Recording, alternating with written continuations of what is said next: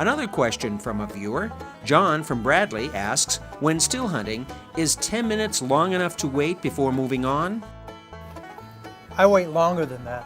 You do? I usually wait a half an hour. If I've jumped a deer, if it's a deer that I want to pursue, if I jump a deer and it's a doe or fawn, or it's not something that I want to shoot, I might, see the direction that they went, and then I might walk out around them.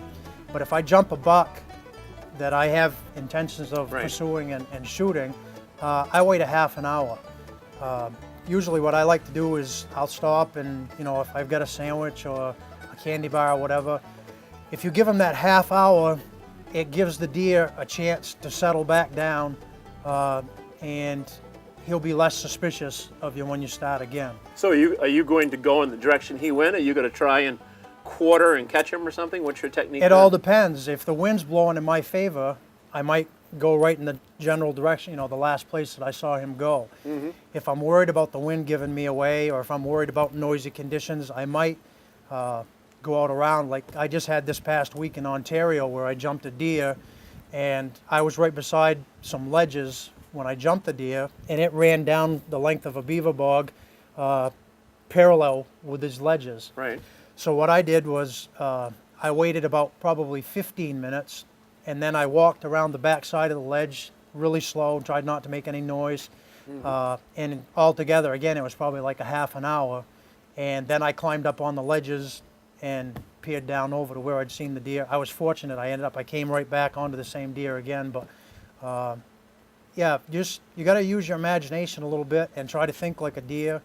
The reason why I like to give them a half an hour is that half an hour gives them time to settle back down. If you just wait 10 minutes, mm-hmm. chances are if the deer didn't go far, when you go, he's still watching his back trail and he's going to jump and take off again. If you give him that half an hour, it gives the deer time to settle back down, and I think your chances are better of getting a shot. No, that's a good tip. I wouldn't have thought of that. Now, do you do most of your still hunting on bare ground, and then you use the snow for tracking? Right. If there's not snow, I'm a still hunter. I'm not much of a stand hunter. I might stay in a place, like I said, if I'm going to be calling, I might stay there for an hour before I move on, but that's about my limit. Yeah. A lot of guys are good stand hunters, and I'm not saying there's anything wrong with that. If you've got the patience and you like to stand hunt, that's fine. But for myself, I might stay in a spot for an hour and then I move on. If there's no snow, I'm still hunting. If there's snow, I try to find a big track and follow it. I can't. I saw him coming. I said, kick him, will ya?